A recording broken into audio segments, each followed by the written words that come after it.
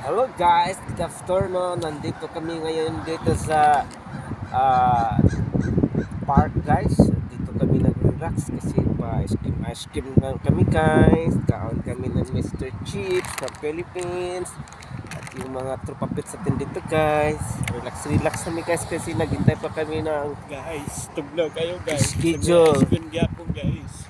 Kung sasampa kami sa platform guys, dito kami sa banghouse o sa barracks. Mag-relax, kain tulog na kami guys. Ito yung parking lot namin dito guys sa company dito sa New Orleans. Sobrang malamig pero kumakain pa rin kami ng ice cream kasi ito na ang libre guys. Ganito ang buhay dito sa Amerika guys. At makikita mo peaceful, wala kang makikitang tao. At saka sa ngayon is a Sunday, ay Monday pala guys. Ang mga tao nagtatrabaho ngayon sa offshore. Guys, kaon guys. Ito ang buhay. Kain tulog at saka may sahod. Basic lang guys, pero mahalaga guys na mayroon tayong mapadala sa pamilya.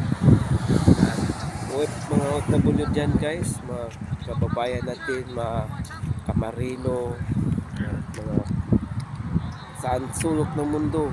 Duterte tayo palagi, suportahan natin si Sara guys kasi kawawa siya tinitira.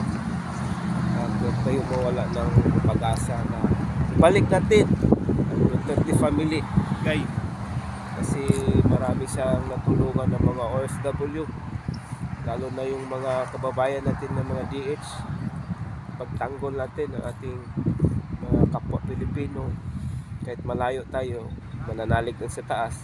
At go for Duterte! Mabuhay! This is DJ Freeman Black. Bye-bye. God bless us and more power. Bye-bye!